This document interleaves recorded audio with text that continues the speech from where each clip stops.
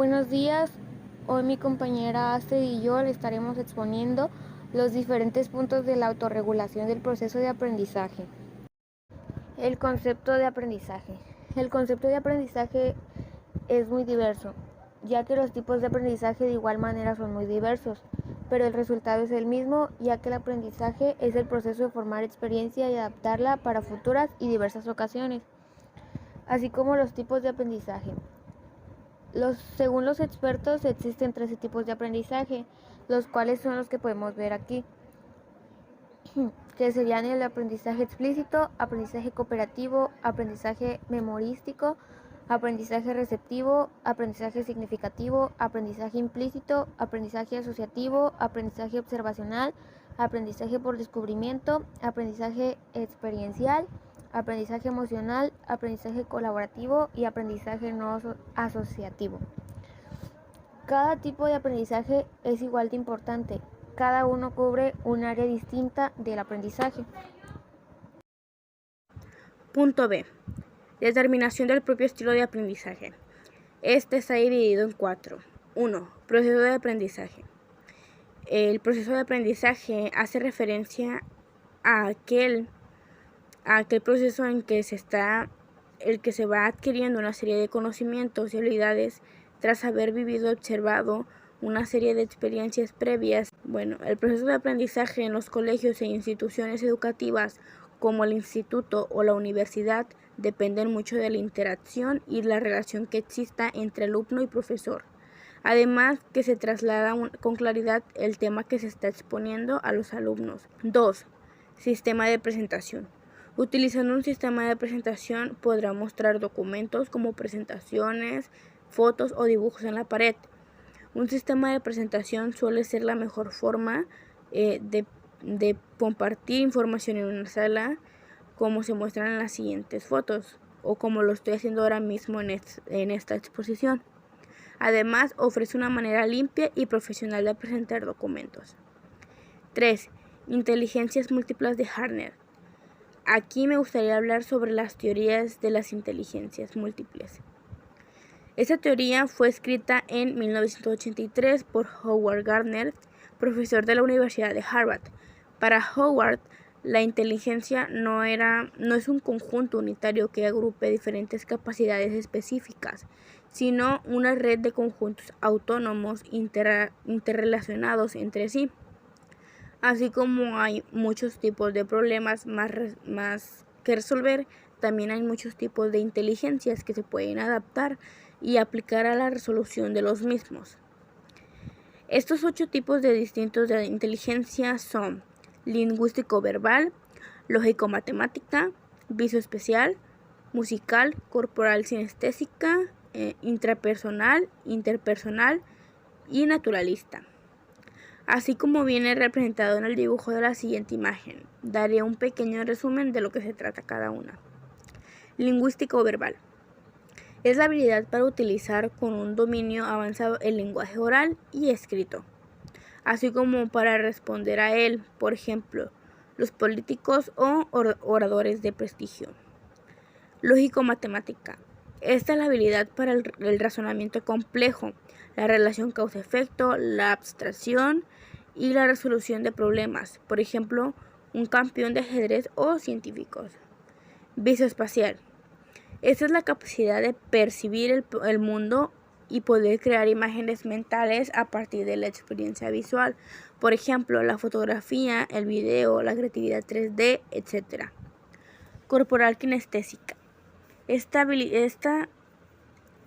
habilidad es la de utilizar el cuerpo para aprender y para expresar ideas y sentimientos. También incluye el dominio de habilidades físicas como el equilibrio, la fuerza, la flexibilidad y la velocidad. Ejemplo, la danza o la gimnasia. Musical rítmica. Es la habilidad de saber utilizar y responder a los diferentes elementos musicales, ritmo, timbre y tono.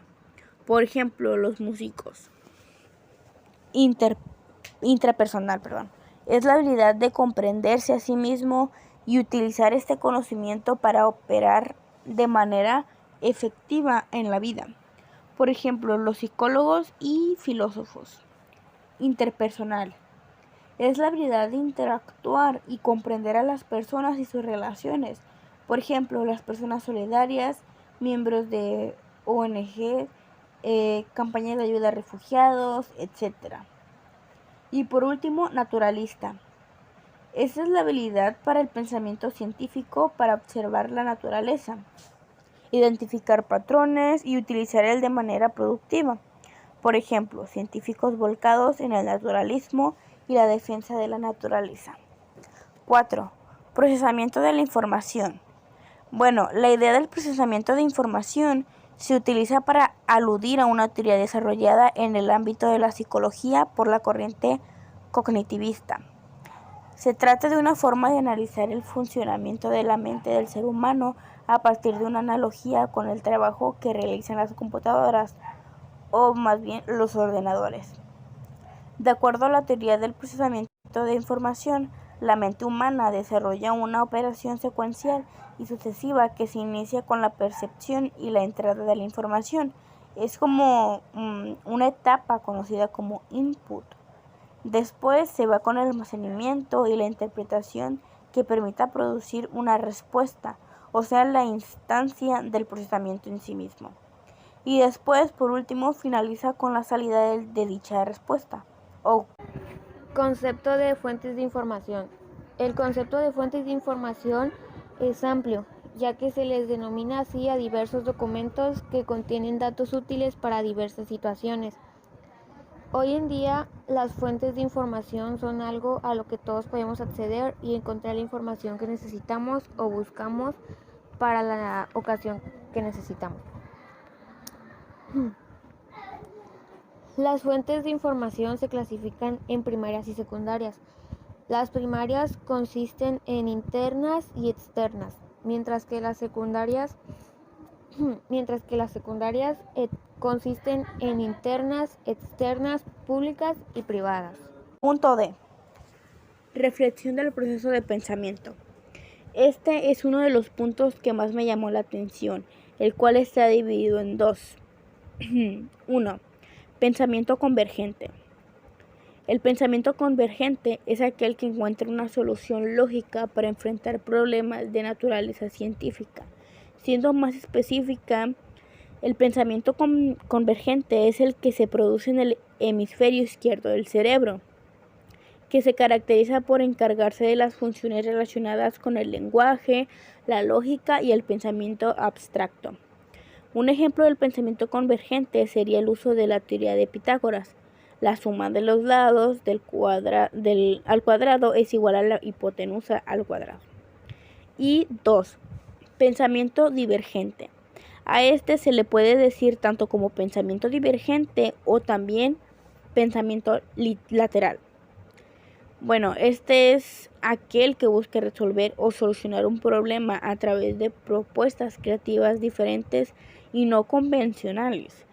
Este término fue propuesto por el psicólogo Maltese Edward de Bono, quien afirmó que el pensamiento divergente es una manera de organizar los pensamientos a través de estrategias no tradicionales, con el fin de generar nuevas ideas. Por ejemplo, el pensamiento divergente incentiva la creatividad y el ingenio, por tanto, completa el pensamiento lógico o lineal, que se aplica en las tareas diarias y pueden resultar como un poco mecánico. También se transforma las dificultades en oportunidades para resolver ciertos problemas de manera creativa, es decir, rompe paradigmas y generar nuevas soluciones.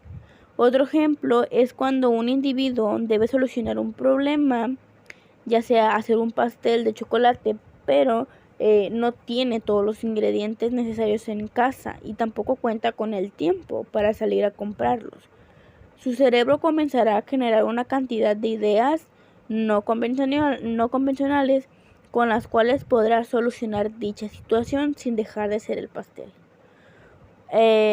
Uno de los otros ejemplos de este son como las elaboraciones de mapas mentales o conceptuales e incluso la redacción de textos libres o ensayísticos. Así como los que ya mencioné, hay algunos más ejemplos como es la implementación de nuevos métodos de estudio en las escuelas. Una de las características del pensamiento divergente son que es un pensamiento que incentiva la creatividad y originalidad, como ya habíamos mencionado. Es un pensamiento flexible. El pensamiento divergente también busca diferentes alternativas hasta consentirla más conveniente. Ofrece nuevos cambios para solucionar ciertos problemas o situaciones, y las personas se valen de la intuición para generar los pensamientos divergentes.